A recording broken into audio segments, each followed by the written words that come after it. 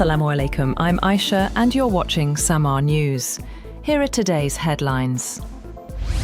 The United States has granted temporary permission for the sale and transport of Iranian crude oil and petroleum products, according to reports. The US Treasury Department announced that restrictions on importing Iranian oil have been eased for a period of 30 days. The decision also allows previously stored Iranian oil on ships to be sold and moved into the global market. This short-term measure signals a limited relaxation of sanctions, potentially aimed at stabilizing energy markets or addressing supply concerns, though no long-term policy shift has been confirmed.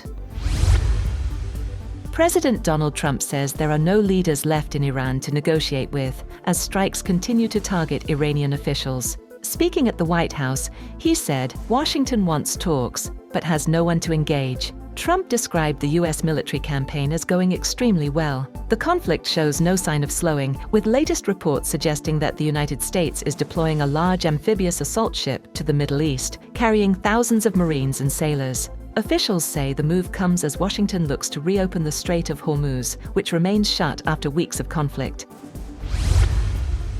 President Donald Trump has lashed out at NATO allies, calling them cowards for not backing the US-Israel war against Iran. In a social media post, the American president urged partners to help secure the Strait of Hormuz, blaming them for rising oil prices.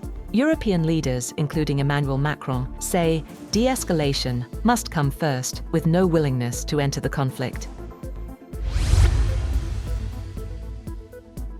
Israel and Iran have launched fresh attacks on each other, a day after Tehran struck an Israeli oil refinery and after US President Donald Trump warned Israel against further attacks on an Iranian offshore gas field shared with Qatar. The Israeli military said in a brief statement that it struck Tehran, targeting the infrastructure of the Iranian terror regime. It added that Iran fired a barrage of missiles at Israel, triggering air raid sirens in Tel Aviv as explosions from air defense interceptors echoed across the city. Iran's supreme leader Mojtaba Khamenei has marked the Persian New Year with a call for a resistance economy under national unity and security. In a message on Telegram, he denied Iran or its allies were behind recent attacks on Turkey and Oman.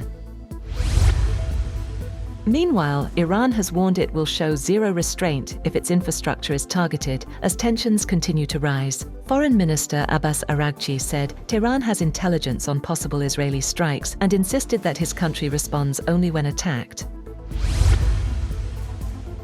Qatar Energy's CEO and State Minister for Energy Affairs has said that Iranian attacks have knocked out 17% of Qatar's liquefied natural gas export capacity, causing an estimated $20 billion in lost annual revenue. Saad Al-Kaabi said 2 of Qatar's 14 LNG trains and one of its 2 gas-to-liquids facilities were damaged in the unprecedented strikes. The repairs will sideline 12.8 million tons per year of LNG for 3 to 5 years. He said state-owned Qatar Energy will have to declare force majeure on long-term contracts for up to 5 years for LNG supplies bound for Italy, Belgium, South Korea and China due to the 2 damaged trains. On the other hand, Israeli Prime Minister Benjamin Netanyahu has said that he believes pipelines should be built to transport Middle East oil and gas across the Arabian Peninsula and up to Israeli ports to avoid threats by Iran in the Hormuz Strait and other Gulf waters. He told a press conference that Tehran no longer has the capacity to enrich uranium, seeking, during the 45-minute event, to defend his country's military operations, even as its attacks on Iran's South Pars field inspired tit-for-tat strikes on energy plants across the Gulf.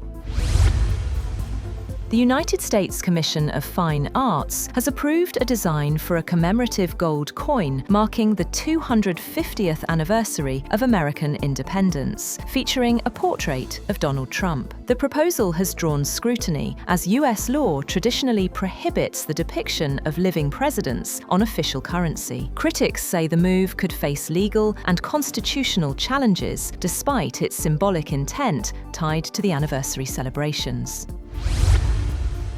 Eid al-Fitr was observed across Pakistan with deep religious devotion as thousands gathered for special prayers in mosques and open grounds nationwide. Large congregations were held in major cities, including Lahore, Karachi, Peshawar, Quetta and Islamabad, along with towns and villages across the country. Worshippers offered Eid prayers in spiritually uplifting gatherings and made special supplications for the nation's peace, security and prosperity, marking the festival with unity and gratitude.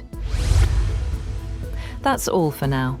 For more updates, visit www.samaa.tv.